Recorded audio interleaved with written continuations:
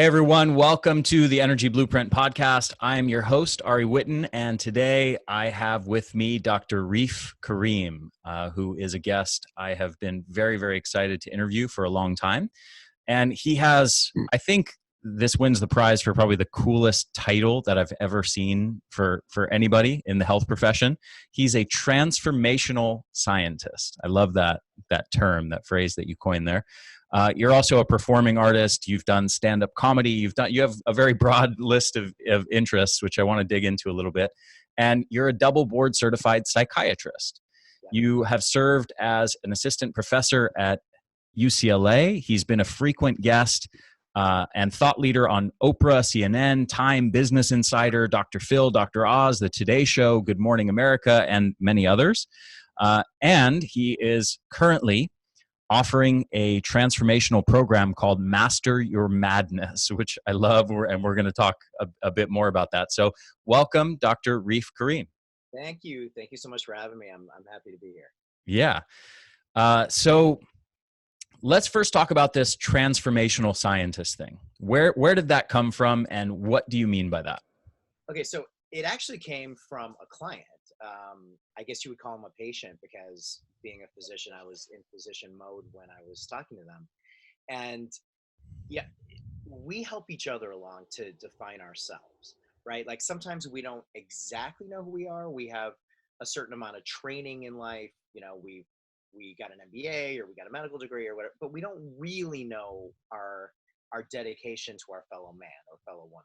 So in this case, I had a client or a patient that I used to own a treatment center, and the patient would be like, you know, doc, you're really good at helping me with crises, you and your team and all that. But where you really help me is to transform my life, because I don't want to be stuck in a crisis and just get out of the crisis, a divorce, a loss of a job, or being really unhappy, or having an existential moment where you feel like, what am I doing? How did I end up in this life? You know, not just that part of the crisis, but the back end of that. Once you come out of the crisis and you're stable, then what? And he helped me coin this phrase. He was like, you know, you're both helping people with transformation, but you're also a scientist. You know, you're not just like a life coach, or not that there's anything wrong with that, but there's more psychological and medical training behind you. You're like truly a scientist. And I'm like, transformational scientist. I like that. Yeah, that really fits what I do. So it stuck, and now, you know, when I work in the media or wherever I go, people will use that sometimes. Yeah. Well, for my take on it, I would say it's way cooler than double board certified psychiatrist, because if you say that to me, then I'm like, oh, this is a guy who sits in a fluorescent lit office all day and, you know, diagnoses people's psychological or psychiatric disorders. Oh, you've got schizophrenia. Here's some antipsychotics. Oh, you've got depression. Here's some antidepressants. Oh, you've got anxiety. Here's some Xanax or whatever. You know, that doesn't conjure really. Let me put it this way. I wouldn't be having you on the podcast if that's what you did for a living. I wouldn't be that interested in it. Yeah, but transformational scientist, well, that's pretty badass. But I'm really glad you said that, though, because my entire platform, my entire shift in my life, my entire, like what I've dedicated my life to is moving people from a state of repression to expression. And I have to explain what that means sometimes, because a lot of people are repressed and they don't know it. Like in my life, I was a typical doctor for a while. Like, I'm Indian, so I'm supposed to have this Indian spiritual street cred, and know all these things. They're really good at yoga, even though I'm totally inflexible. And like, there's certain things that we're supposed to have, right? Those stereotypes. I was also a performing artist, and my parents freaked out at the fact that I could act, or I could dance, or I could play music, or it was a threat to their way of life and the direction they wanted my way of life to be. So I was essentially under a system. Like at first it was my parental system, and then I was handed off almost like a baton, like a running team, like to the medical industry system. And my parents handed the baton to the medical industry, and all of a sudden I was governed in a way, or I let the medical industry govern me. And that means you act a certain way, you work a certain way, you're taught to look at labeling and diagnosis, and you're part of a system. The system is doctors and medical providers and psychological providers will diagnose. There is an illness. The illness gets coded for insurance companies, and then pharmaceutical companies and biotech and manufacturing companies will manufacture medications for those diagnoses, and then doctors get paid either self-pay or by insurance companies for giving out that diagnosis and prescribing that medication. So it's a nice little fine-tuned system.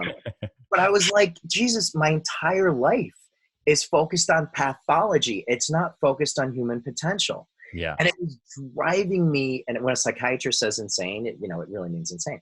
Like it was driving me crazy, because I'm like, I could help these people so much more than I am, but I've got to find a way out of this system or deviating away from the system in order to do it. Yeah. Yeah. Beautifully said. I, as you were talking, I was kind of connecting the dots with the bit I know about your personal background and how you grew up. And I think what you're doing now is such a massive contrast to the way you were originally brought up and kind of what your parents wanted you and envisioned you doing.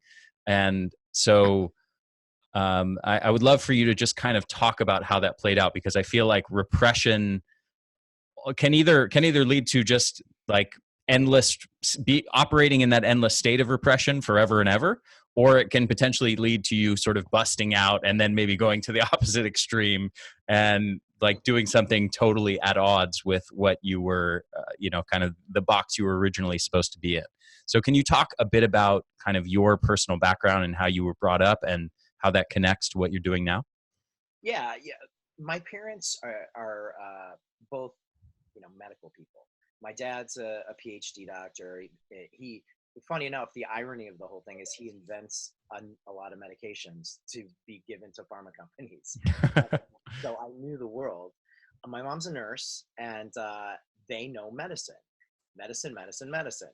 They're immigrants coming to this country. It's scary, so they want stability. And they love their kids. They want stability for their kids. So they're going to pick a really stable profession. So that whole stereotype of like, you're Indian, you must be like a doctor, an engineer, or an IT consultant is really true, because they're stable careers. So being the eldest son in an Indian family, my parents are like, he's going to be a doctor, like doctor. That's it. So they literally made a pact. Like from the day I was born, my dad made an announcement in the labor and delivery ward. He's like, everyone gather around. I've decided he would be a doctor. And then just like, so it's like everyone was on the same page. I was going to be a doctor. So there started this like Jedi mind trick childhood of no matter what happens, he's going to be a doctor. So like, when I would be in my crib and crying, my mom said my dad would come over and he would hold a little toy and he would whisper, doctor, like subliminal message. Every birthday, I didn't get Legos. I got a medical gift. For your 5th birthday, we got you an otoscope so you can look at people's ears. Like every Halloween, they dressed me up as a different type of doctor. The only way I was going to go to college where they were going to pay for it is if I was pre-med. So it was like, just hit me over the head. And then they were super negative about anything else I was good at.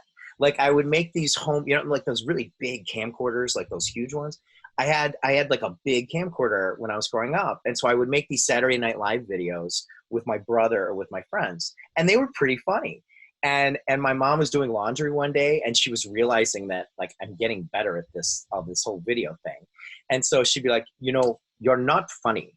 There's nothing funny about you. The only thing that would be funny is if you didn't go to medical school. That would be hilarious. You would be the laughing stock. Like it was intense. Yeah. Like medical school or you're a total failure your entire life. And Yeah, no pressure, right? no pressure at all, right? And the emotional programming of that. So this could happen to anybody. Yes. I mean, for me, it's this crazy, outrageous Indian story, right? But there are Italian parent stories. There are Greek parent stories. There are Hispanic. There are African American. They're like, everybody's got a story from their parents. And maybe it's their parents. Maybe it's their uncle. Maybe it's a boss. Maybe it's an ex-girlfriend or boyfriend. Maybe it's a wife. Maybe it's a husband. It's somebody. And they leave this impression on you where you develop a certain amount of conditioning. And for me, this whole transformational process where I developed this Master Your Madness process came from, man, I am like a robot. I'm automated like a robot. I have been conditioned. There has been a chip or a plant like stuck in me, and I have to act a certain way and be a certain way. And I'm not being creative. I'm not being inventive. I'm not developing something new to help other people. I'm just a pre-programmed robot, and I gotta snap out of it. I gotta do something. So Yeah, from the day you were born, basically, this pre-programmed robot. Yeah. And for like 40 years, I led that life. Yeah. And it just as a cog in that wheel of that system that you were trained from the time you were a kid to be a cog in the wheel of. Absolutely. So how did you bust out of that? I mean, given what you just described about your childhood and those pressures and the cultural programming and the family programming, I would never imagine that it would be possible for anyone to bust out of that at some point. Well, I'm sure you've talked about this, with other guests in your podcast and your work. We all know about pain, just the concept of pain. And most people think of it as like, I hurt my elbow or I broke my leg or something like that. There's emotional pain, which stress and, all the mental health issues and all of that. There's physical pain when you get hurt. There's also spiritual pain. And you could lump energetic pain in that, or you could even separate energy pain from that. And when you have enough pain in all of those dimensions, then the pain, what's that expression? Like, when the pain of staying the same is worse than the pain of change, then you're going to change. And it got to that point for me where I was running a treatment center. I was only getting reimbursed by insurance companies when we prescribed or when we had a serious crisis. My entire life was dedicated to sickness and crisis. I was, as you said, a cog in the system. I was not making any revenue to the point. I mean, I was making money, but breaking even basically. And it's not about the money, but to grow or to have more of an impact or to do something bigger requires you to generate more income. And I started to not be able to sleep at night because I was right in the trenches of the opioid epidemic, and I owned a rehab. So it was addiction and mental health and toxic relationships and people that were really stuck in life. And so they were self-sabotaging, or their brains were hijacked by, addiction. So these people were suicidal, they were homicidal, they would get psychotic. They were in deep, deep, deep pain. And when I'm working with somebody like that, I take on their energy. I take on that darkness. I take on that pain because a lot of times they can't hold on to that pain themselves. So I share that pain with them. And, think about your most dramatic best friend or dramatic friend you've ever had, who's a mess, who's all over the place, who's super dark, disaster, like every minute things are changing. Now multiply that by 24. And that's what I was dealing with every day. And so eventually I just couldn't do it anymore. And I started to develop physical symptoms. A 2mm disc herniation from a car accident turned into a 10mm disc herniation with shooting pains down my leg. I couldn't sleep. I didn't feel good. I didn't feel optimism. I didn't feel positive. I felt robotic. I felt stuck. I felt like I was in this repetitive cycle over and over again. And I just couldn't snap out of it. So it got so bad that, I needed back surgery at one point. And that day that I got out of the surgical center, luckily, I'm knocking on wood right now in case you can't see, it worked. But I said, that's it. That's it. I'm not just making a career change. I'm not just making a philosophical life change of going from pathology to human potential, as a healer, as a thought leader, as a scientist, whatever you want to call me. But I am going to change the way that I look at my life from this day on, completely change it. And that's what I did. Beautiful. Why do people want to transform? What drives that process of transformation? I think innately, all of us are, we hear the expression we're wired to connect. I think we're all programmed, not just technologically, not just like neuronally with our neuronal connections, but I think spiritually, like deep down inside, we want to help each other. We want to be empathic. We want to be compassionate. And we have the brain chemistry, the mind connection, the neuronal synapses to feel good when we connect with each other and when we help each other. We're supposed to do that. So when you're stuck, and part of that connection is also connecting with yourself. And so that's it sounds so easy, but it's a very deep and complicated thing. Connecting to yourself means you're original. You're not a clone. You're not conforming to what other people want you to do. You're not doing the safe thing that maybe doesn't feel good, but it just keeps you in like living small. You're fully expressing who you are in your life in an original state with your innate talents, experiences, traumas, celebrations. You can learn a lot from your traumas. So you express and you develop the original you. So at some point in everybody's life, I don't care who you are. It could be when you're 80, it could be when you're 12. But at some point in your life, you're going to realize I am not aligned with who I am. Now, there might be the rare circumstance where somebody just their entire life was in full alignment. But for most people, you're going to realize it at some point. And usually it's after a traumatic experience. For me, it was, really suffering during my work and then having this physical, existential, spiritual change in my life, this toxicity. But for everybody, it's going to be something. And when that happens, that is your light bulb. That is your moment of transformation. That is your opportunity for transformation. Now, you can also work with somebody or elicit that feeling of transformation yourself. But you have to be able, there's a structure to it. You have to know how to feel. You have to know how to take in that feeling that will eventually elicit this response. And then you have to know what to do with it. Okay, I'm in this feeling. I'm in this state. Now what? How do I shift? How do I find my calling? How do I become more authentic? How do I develop this original state? Where do I come up with this innovation and these ideas that I know are floating inside of me? What do I do? And that's what I help people do. Yeah. I want to come back to this moment of, you called it an opportunity for transformation. This moment of decision when people encounter that what they're doing is not aligned with their value systems, and they're suffering internally because of it. This feels like such a crucial moment in a person's life, and maybe there's multiple of these in their lives.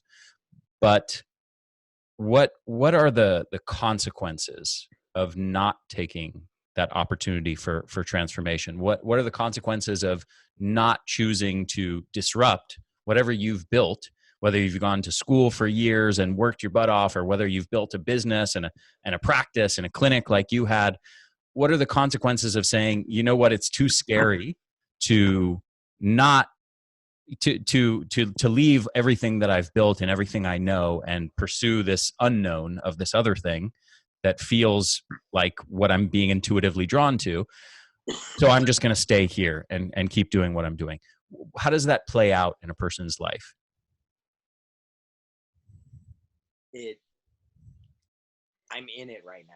Like, I'm feeling how I felt when I hadn't changed, So it's like, I'm really good with words, but at the moment it's actually really hard because I was just feeling that when you were saying it. I mean, the repression is one of the scariest things you will ever encounter in your life. Like, repression is so painful. It's so toxic. It's it obviously leads to regret later on in life. Um, it it induces stress. It induces physical, psychological, emotional, spiritual pain. You have this deep gnawing sense that you should be doing something else with your life, but you don't know how to do it. You don't know how to shift. You don't know how to change. It's it's like it's like you go through life knowing someday, someday I'm going to do this. Someday I'm going to do that. Someday there's light at the end of the tunnel. There's, yeah, I'm doing this job and I don't love this job, but you know what? There's better things coming. And it's at one point in your life, you're going to realize that if you don't change, for most people, if you don't change something about the direction you're going, there'll be no light. There'll be, okay, now I'm old. And now you look at the rearview mirror and you look at what you could have done and you realize you didn't do it. And, I always cite this. There was an AARP study that looked at, they did a study in nursing homes, and they talked to different, people that were in the homes about their lives.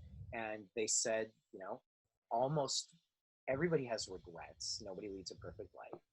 But it was always, I didn't do what I felt like I was destined to do, or my calling, or I didn't spend enough time with family or friends.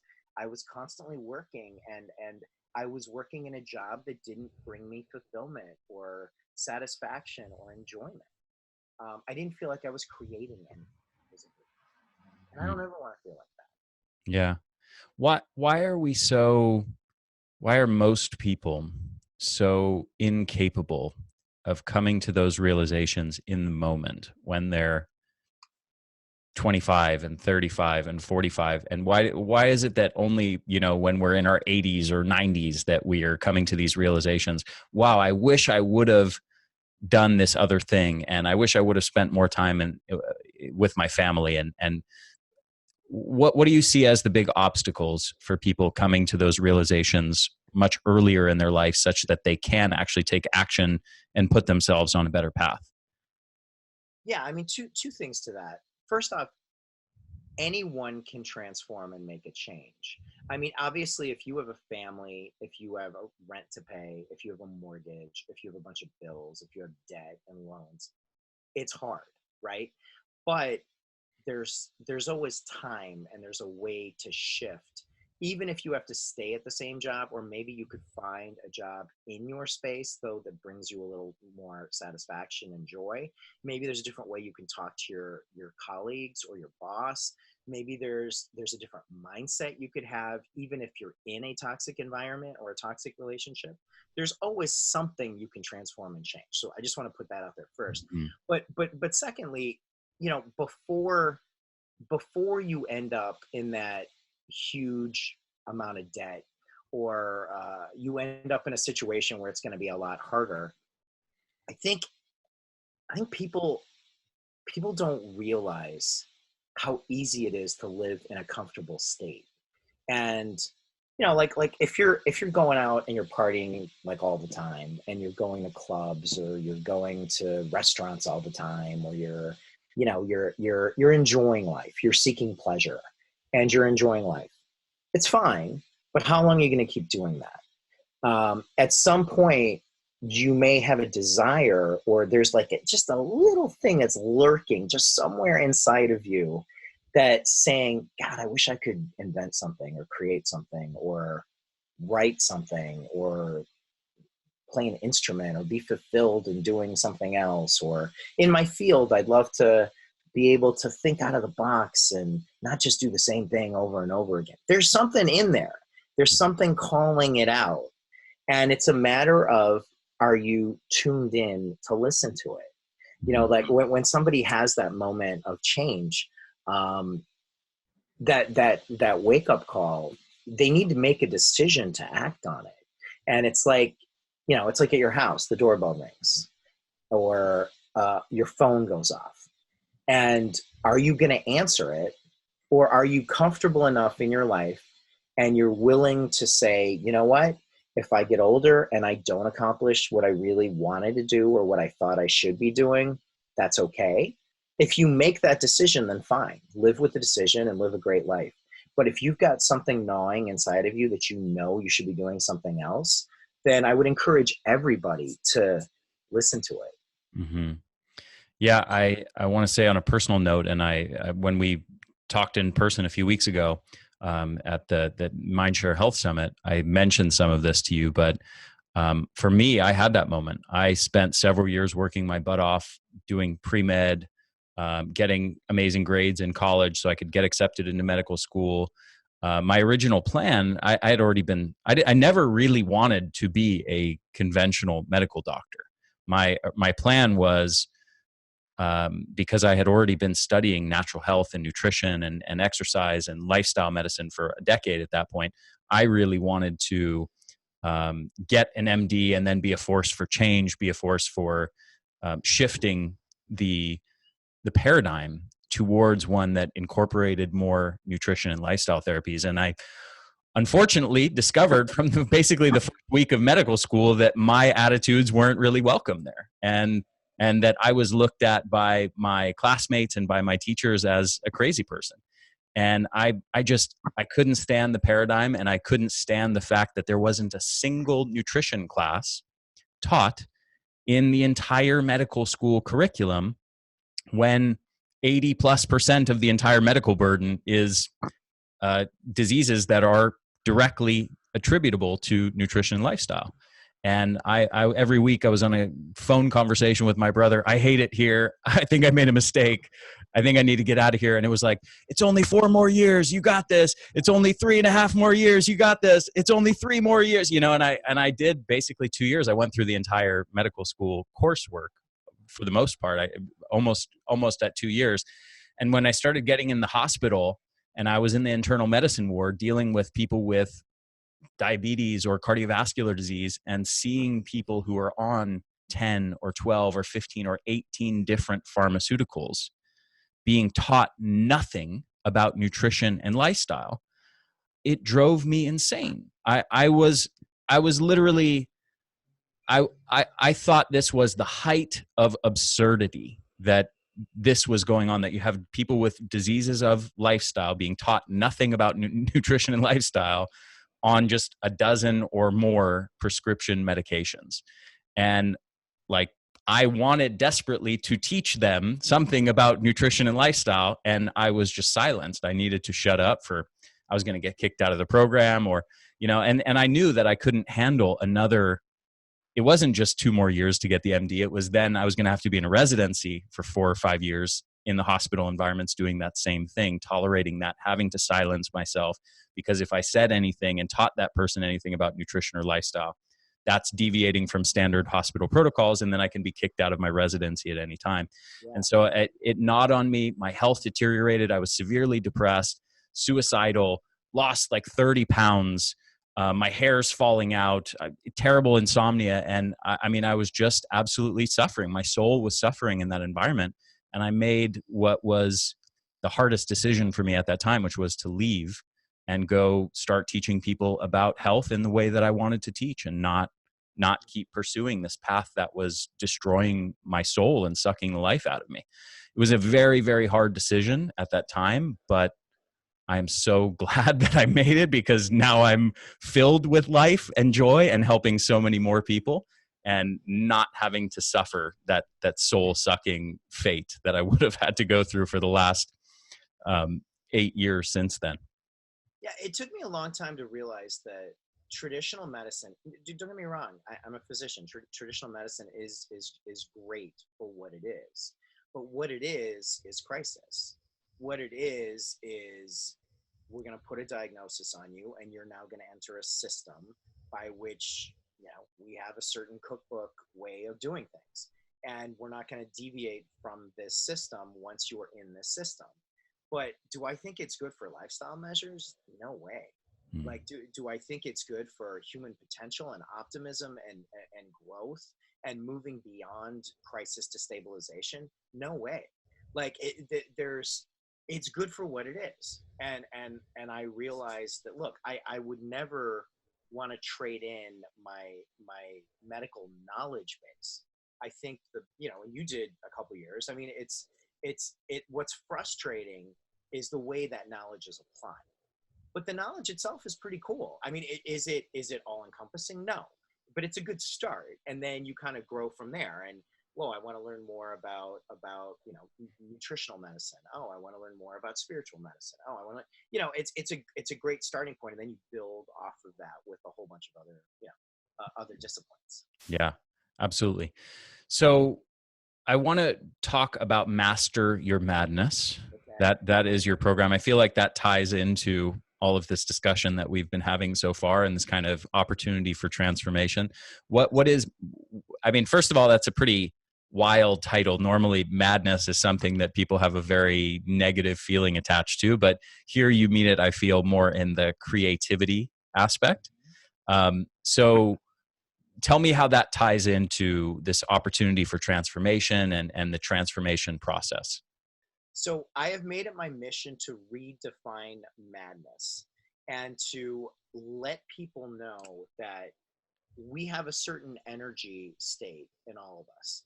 And that energy state allows us to be creative, but that energy state can also be used up in chaos. So essentially we have chaotic madness and we have creative madness.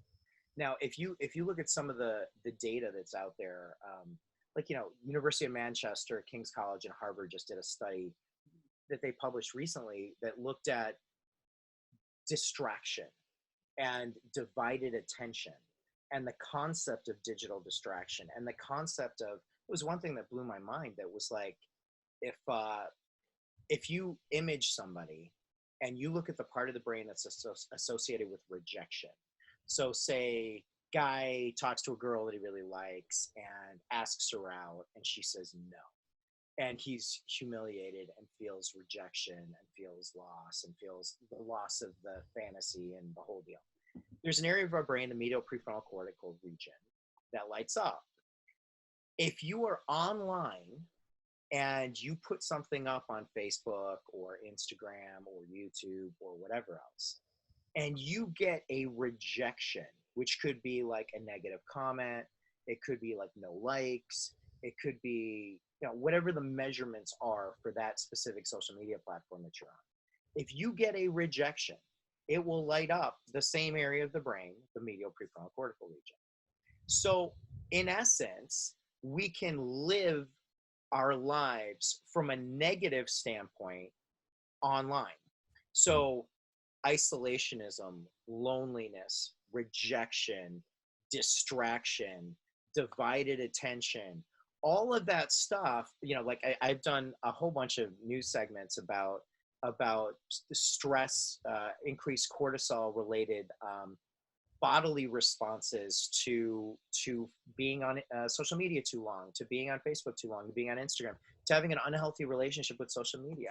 The dopamine spikes that come and go with associations of likes or rejection when you're on social media. All of that stuff is in the box of chaotic madness. All of it takes up your energetic space. Even if you're just on your phone and you're like, okay, I just want to relax. I just want to take a minute for myself. I want to meditate, or I want to just read a book, or I just want to chill, or I want to just think about what's going on in my life. I want to reflect, all that stuff. The minute you get a post, something comes up on your phone, you get a message, you get a DM, you get this, you get that.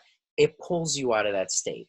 So what scientists are finding is that not only do we have this divided attention and this chaotic madness, but we're losing our ability to be creative.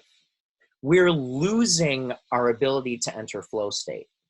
We're losing our ability to tap into empathy and compassion and a lot of other human characteristics that we innately have developed prior to this advancement in technology. So in essence, we're becoming less human. And creative expression is one of the hallmarks of being human, of being innovative and of being inventive and of being connected and of self-expression. And so I said, that is what I want to dedicate the rest of my life to. I want to help people become more human, more connected, more creative, easily enter flow state, and be more aligned and more original with who they are.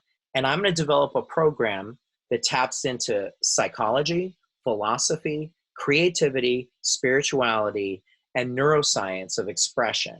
And I'm going to help people along to move from this kind of not aligned, stressed, not sure what they should be doing state to a state that feels much more aligned with who they are, with more energy, more passion, more creativity, and more expression. Yeah, so beautifully said. I love this paradigm that you just outlined there.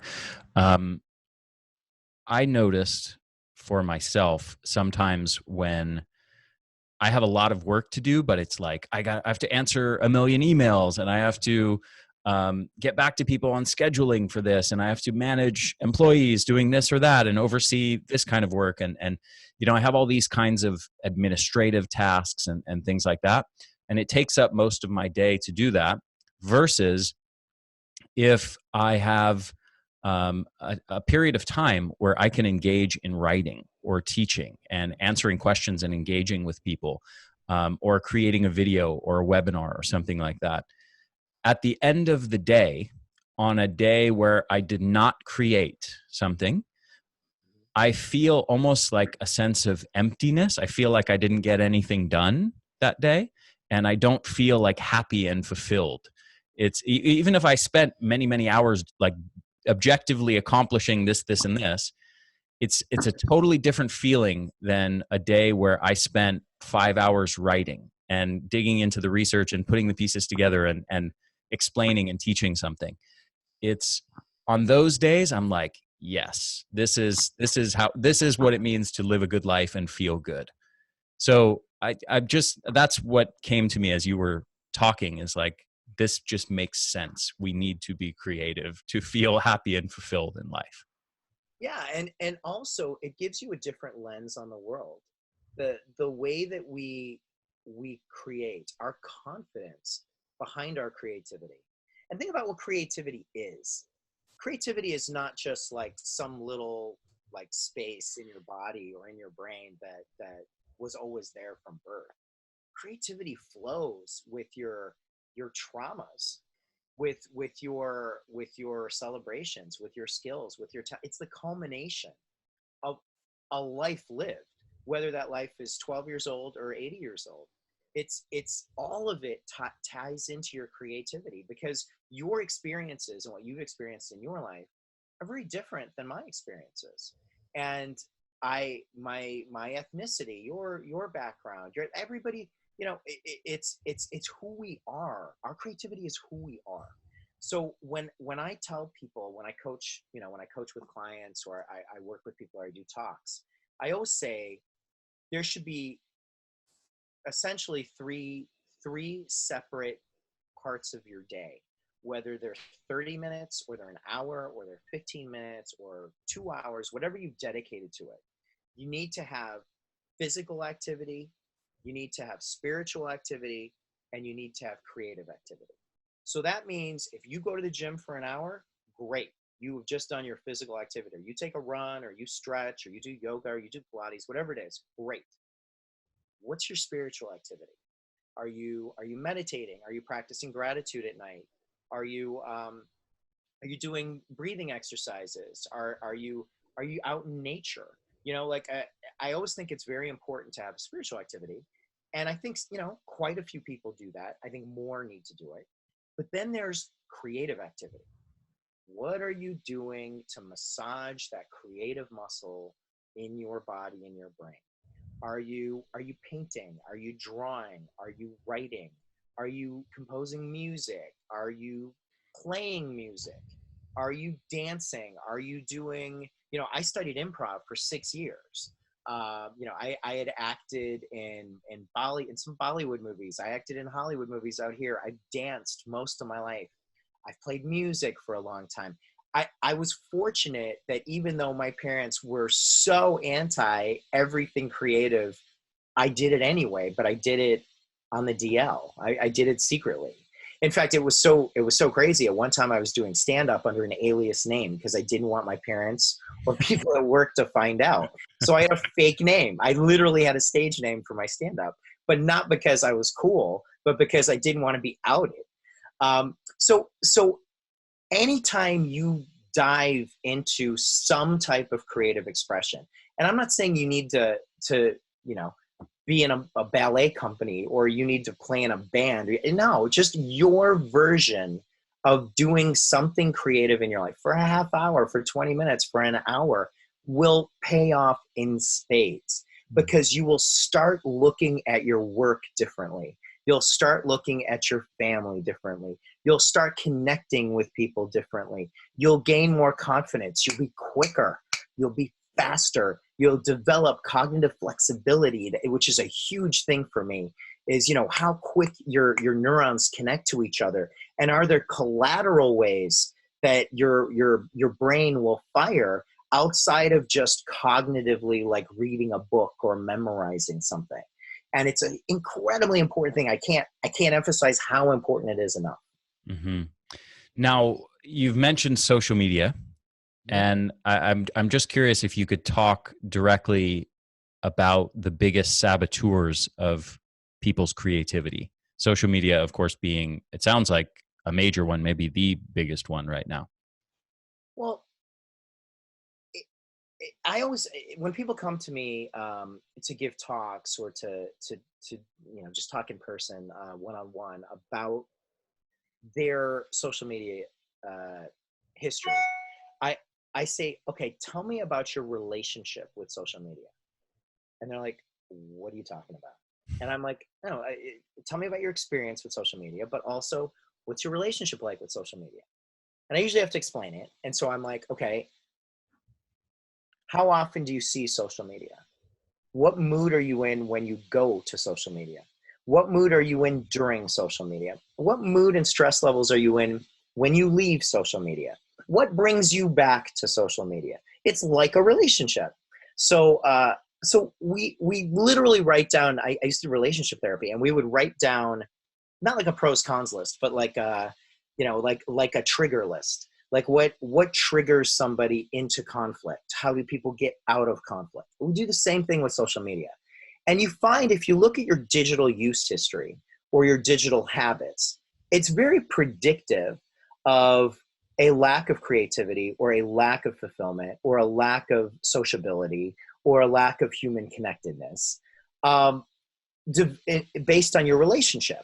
Now, there are some people that have a very healthy business relationship with social media. There are some people that have a very healthy family and friends relationship with social media. They're not looking for, we're all looking for a little validation, but they're not looking for like validation to define who they are. They're not looking for some level of fame and recognition to define who they are. They're looking at it, the people that I've met that I'm like, look, your relationship is fine, are people that are utilizing social media for marketing, or they're using it for their small business, or they're using it for, a cause. It can work incredibly well if you don't get lost in the relationship. And so if you've defined the relationship and it seems fairly healthy, then I think social media is fine. It's just, I've treated many, or helped many people that have gotten lost in social media. And because they didn't have a strong foundation of who they are, because they didn't have a good sense of their own creative power and spiritual power, if you don't stand for something, you'll fall for anything. They just had this amorphous foundation. They had no idea who they were. So then it's very easy to become codependent on a relationship. And in this case, that relationship was social media. Yeah. Are there any other big saboteurs of creativity beyond that? Oh, a ton. I'd say the biggest one is toxicity. And when I say toxicity, I mean like usually relationship toxicity. For me, it was my family. My family absolutely loves me. And I've had a very difficult, rocky relationship with them as adults too, but we're good now. But it took a long time. And It doesn't sit well with them that you're a terrible disappointment having, not really being a traditional doctor and a cog in the wheel anymore. no, not at all. At one time, they stopped talking to me because they Yeah. were just like, we don't accept you for who you are. Wow. But you know what? I contributed to that. It took me a long time to realize this, but I contributed to the fact that I didn't stand up for who I was. I didn't take enough initiative in my own life to discover, to have experiential moments, to explore who I was separate from my family. Mm. Because what that does is, and part of that is creative growth, and part of that is spiritual growth. Because I didn't do that, and I essentially said, okay, I'm a martyr. I'm now a byproduct of this family. I will do whatever you say. Take me. Okay. Because I did that, I became a byproduct of my family. So yeah, I could blame them, but I got to blame myself just as much as them because I let that happen. Mhm. And we all have the ability to say, okay, I now need to explore for myself, and whether that's asking others for help or finding leaders or reading the right books or going to the right workshops or getting the right course or whatever it is, we have the power to do that. Yeah. Before I forget, I know we don't have maybe a whole lot of time left. I don't know if you have a hard cutoff at 5, but hopefully we can go maybe a few minutes beyond that. Okay. I want to make sure that we talk about psychedelics and where you see Nice those. transition. I, I want to see where you think Indian that. parents to psychedelics. Let's do this. Yeah. Yeah, yeah. Well, I think this opportunity for transformation is interesting. I've had a couple of these moments. I described one of those, and I've had a couple of these moments in my life. And I will be honest that psychedelics played a role, not in the first one, but in the second one, in helping me take the opportunity for transformation. And so I'm just curious where I know you have a big background in psychedelics, and I'm curious where you see them fitting into creativity and flow and transformation. Okay. Great question and controversial question, right? Uh, I am not going to give my parents your link just to be. I'm kidding. Uh, so so when I had this period of time where I was in so much pain that I was literally walking around with so much pain in my back and spiritual and emotional pain that a buddy of mine came over just to check up on me, and I was walking around like an 80-year-old man, and I looked at him and I said, if if I don't do anything else in my life, I mean, I led an okay life. Like I think I helped people and I tried to do the best that I could. And I acted like an 80-year-old man who was giving up and who was just ready to just like lay there and not do anything anymore with their life. Yeah. And that's how bad it got. Like, and maybe you feel it. I'm sure some of your listeners feel this, like you get to that point. And so when I got to that point, I studied everything I could. Fortunately, I'd been to medical school. I'd done an internal medicine internship. Done a psychiatry residency. I did specialty training in relationship therapy. I'd done addiction medicine, a full fellowship. Everything from psychoanalytical therapy to psychodynamic to cognitive behavioral, blah, blah, blah. Oh, I studied a ton of stuff. So, and I was fortunate enough that, at night I had studied improv technique for a long time. I was raised Sufi, so I had really followed Jalaluddin Rumi and Hafiz and a number of like Eastern philosophers. That's pretty rare, right? I mean, how common is Sufism in India? It's got to be what, if just no more than a few percent of the population? It's not that big, and it's also very, very uncommon in the U.S. and Canada and North America. Like Mhm. it's definitely unique out here. And it's something that I didn't talk about for a long time because I didn't want to get made fun of. Didn't want to be seen as different. But there's some beautiful, like, the whole background is based on philosophy, meditation, spiritual connection, and service. I mean, that's not a bad way to go, you know? Yeah, So, yeah, absolutely. so I came back to it later, but I looked at Eastern philosophy, meditation, spirituality, um, psychodynamics, psychoanalytical, all these different types of connection. I looked at my improv training. I looked at music therapy and emotional therapy and drama therapy and just all this stuff. And I put together this program to help me along the way. And it worked incredibly well. And I used that program with patients, with therapists, with, friends, all of that. But I had one extra factor that a lot of my friends didn't have, and many of my patients didn't have. And that factor was I had been on the front lines in this war with the opioid epidemic and psychosis and suicide. I worked in the jail system, so I met serial killers and homicidal people, and I took on all their darkness. And at some point, I couldn't get rid of it, and I couldn't sleep at night. Like I mentioned, I was a mess. I wasn't myself.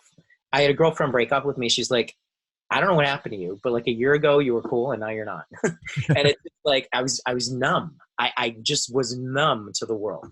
And so I'm like, okay, I've healed myself 80% of the way with my program.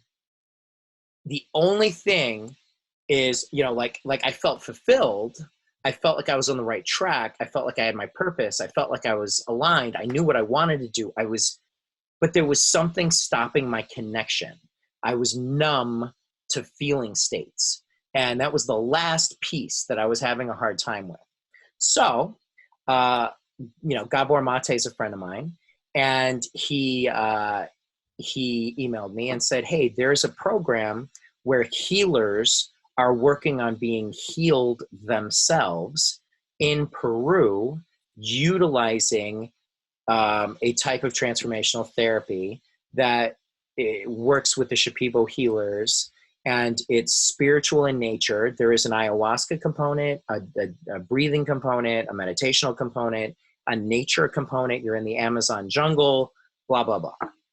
So I said, you know what? Let's do it. And I just want to put it out there. My name is Reef, but I don't smoke weed, which is kind of interesting. I also don't surf, but I do live in Venice. So there's something there. But I don't do drugs. It's just never been my thing. So very different experience, but I will tell you, it was probably the most horrific yet enlightening experience I've ever had. Yeah. It was terrible at first. Like you're left with you, without your mask, without your defenses, without your resistance, anything you've thought of about yourself that's negative, anything other people have said to you that are negative, anything that's been swimming in your unconscious that you've tried to hold back comes out. Mm-hmm. And that can be a really scary place, because for me, it wasn't just my stuff, it was other people's stuff. And that made it 100 times worse. Wow. But the good news is, by the time I was done, I felt very cleared of other people's energy that were in crisis, such that I have a clean slate to be able to help people now. Because ultimately, I wanted to take this program and the work and the training I've been fortunate enough to have to be able to help as many people as I can. Writing a book on the whole Master Madness process, coaching people, online course. I'm going to have a talk show named Reef Madness that's coming out. Like, all this great stuff is happening from it, but I had to clear other people's energies first before I got there. Yeah. So it's played a role in your own personal transformation. And I assume it ties into you taking this opportunity for transformation to get out of sort of the treating people who are ill towards working towards human potential. Absolutely. Do you feel that clearing sort of all those negative energies was instrumental to that? Yeah, I feel like in many ways I was super fortunate in that I was raised in this very Eastern culture. I had incredible training in neuroscience and human behavior and psychiatry and addiction, all relationships and all that stuff. And I was super fortunate to have this creative, artistic creative background. But the sacrifice for all of that was that I was in the trenches for 15 plus years of really dealing with the darkest of dark energy out Mm. there. And for me to be in a position which I am now, to be able to help people, coach people, heal people, I had to be at full functionality. I couldn't be a shell of myself. And I felt like it would be a disservice to other people if I didn't try and Mhm. see if I could rid myself of some of that stuff that was there. And I feel like it worked. Yeah. Do you have any thoughts on psychedelics more broadly, like for outside of your own personal experience with them, but as far as the use of them? There's obviously a lot of research going on right now with a lot of different psychedelics and MDMA, which is arguably not really a psychedelic per se, but there's a lot of positive research. There's a lot of interest in the research community with things like psilocybin and ayahuasca um, and MDMA. Um, Also, how, as you alluded to in your own personal story, this is a different class of compounds than sort of what most people think of when they think of drugs. There's Yeah. a semantics issue around this where a lot of people who have no experience and no understanding of this just say, oh, these are drugs, and therefore you get high and you escape reality, and they make you feel really good, and then you get addicted to them, and they're harmful, toxic substances. And the research just doesn't bear that out. And there's also a lot of personal experiences that aren't all sunshine and rainbows and unicorns and butterflies. As you described yours and my first, and I've had a couple Yeah. really horrific and Yeah. painful experiences. These are, I mean, you would have to coerce me to go do it again in some cases, with some of the experiences that I've gone through, using some of these compounds. I mean, they're almost anti-addictive in that sense. Like these are not experiences you look forward to necessarily, but hopefully, if you are lucky enough, they leave you better off. I'm just curious if you have any thoughts on psychedelics more broadly for most people. So my background is in psychological medicine, psychological healing. So I can really talk, my expertise and specialty is going to be more that, which is everything from, ADHD, depression, stress, anxiety, all the way to personal development and fulfillment and, alignment and originality and expression and stuff like that. When I look at somebody who's suffering, and I look at somebody who's got either a diagnosable thing like they have attention deficit hyperactivity disorder or they have an anxiety disorder. Medicine is not just the bioavailability and pharmacokinetics of how a drug goes into your system and goes to the right places. Medicine is not just symptom reduction. True, comprehensive, holistic healing of somebody also involves their belief system. This is why the placebo effect works. Do they believe they will get better? But also, do they believe they are worthy of a life that's better? Which means the conditioning that's happened in their life, all the negative things they've heard from their boss, their parents, their ex-girlfriend, blah, blah, blah, the traumas they've had, the events that have happened in their life, all create some level of conditioning. So when you're looking at healing someone, you're looking at their biological, which is medication based. You're looking at their psychological, which is their psychological history, their traumas, their this. You're looking at their social history. Who is in their relationships right now that's toxic or not toxic? Who's their support network? You're looking at their spiritual history. Their spiritual history is, and their spiritual background is, do they have a belief system? What is their foundation? What, who who are they connecting to? Do they believe in God? Do they not? What do they believe should be happening in their life? Do they feel they're original? Do they feel that they're aligned with their purpose? Do they have a purpose? All of that is part of that biopsychological, social, spiritual model. And I feel like in traditional medicine, we are very much missing the boat on the spiritual component and sometimes, the social component. And nowadays there's a little more mind body biopsych, but psychedelics, interestingly enough, tap into that whole unconscious element of what's happening with someone. My belief is that we have all these traumas in our life that get stored. Somebody could be in 9/11. I had two patients that were in 9/11. One was absolutely debilitated and still is today. And the other one, had a couple of nightmares, which were bad. But then a year later, they're fine. So why is that? I feel like we have these traumas that happen in our life, and we have a certain level of trauma and a certain level of resilience. And if the trauma is higher than our ability to handle it, our resilience, then it's going to keep leaking out of our unconscious. Because most of the time we take these traumas and we store them deep in our brain into our unconscious, because if we had them in our conscious brain most of the time, we'd be nuts. We'd be like, what's going on right now? What's happening? We'd be stressed out. We'd be a basket case. So we shove it back there, and sometimes it comes out.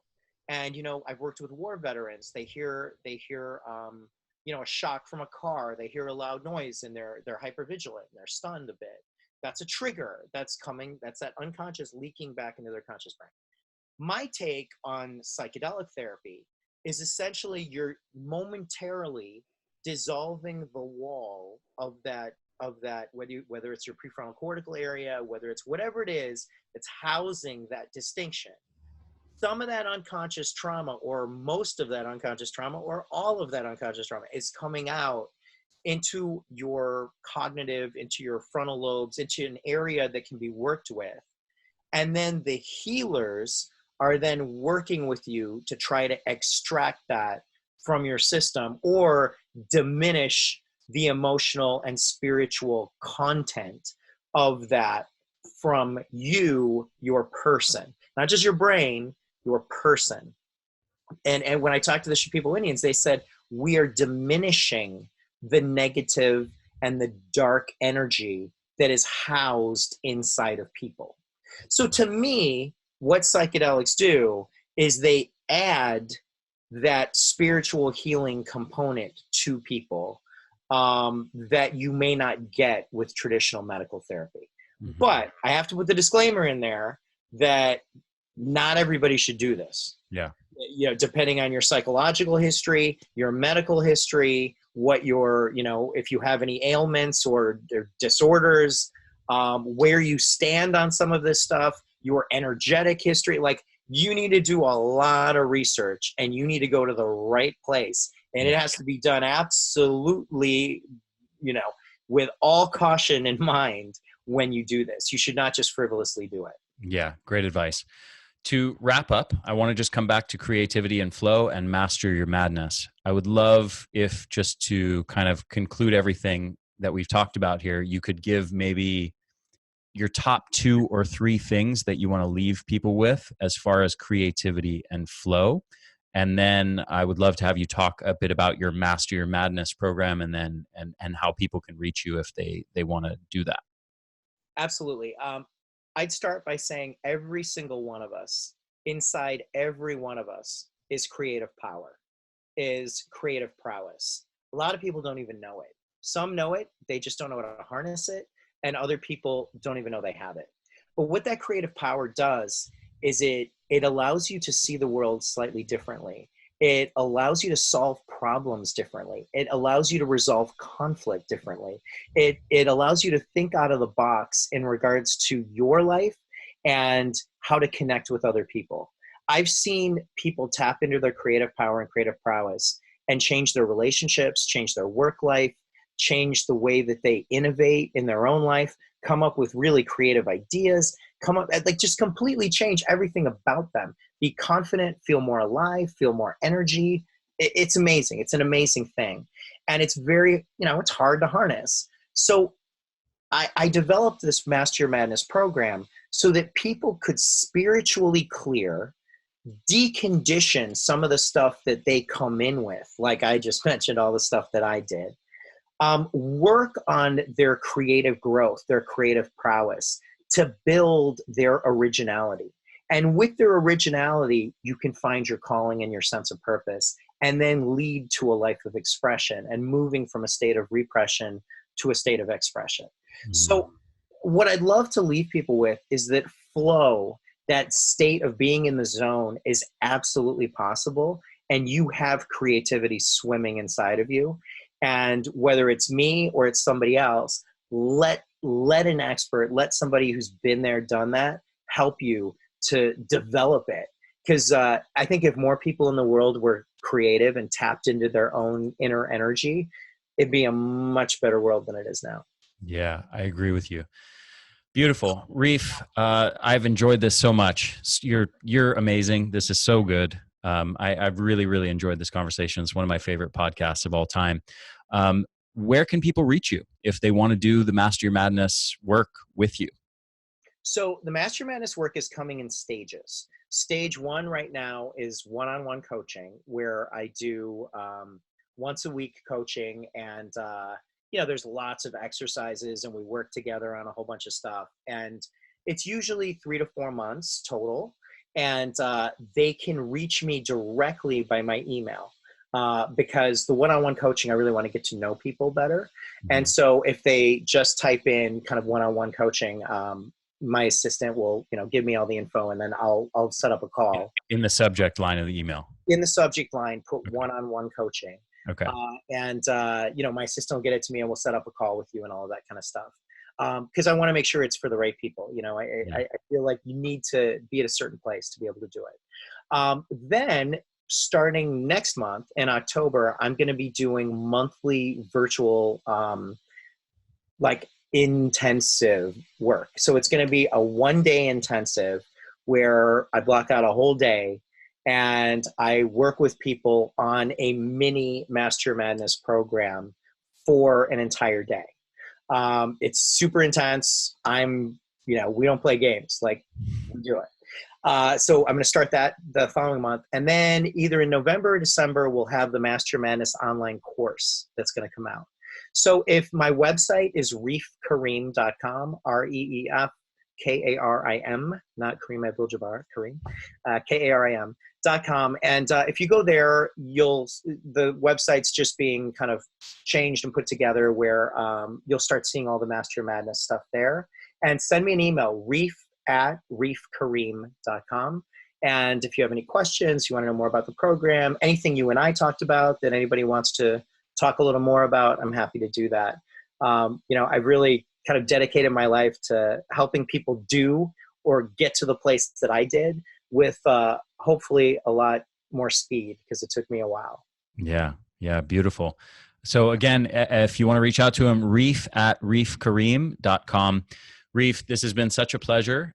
Thank you for the work that you're doing. I think it's really important, and I personally love it, and I'm really a fan of what you're doing. So thank you. Thank you. And I'm a fan of yours as well. And I love the fact you're doing the work you're doing on this platform, because in some ways, I'm glad you didn't go to medical school, because if you developed that mindset, it would have taken you a lot longer to get to where you are today. So you know what? Keep doing what you're doing. It's great work. Yeah. Thank you, my friend. I hope to have you on again soon, because I know you have much more wisdom to share. So thank you, and have a wonderful evening. Okay. Bye, everybody.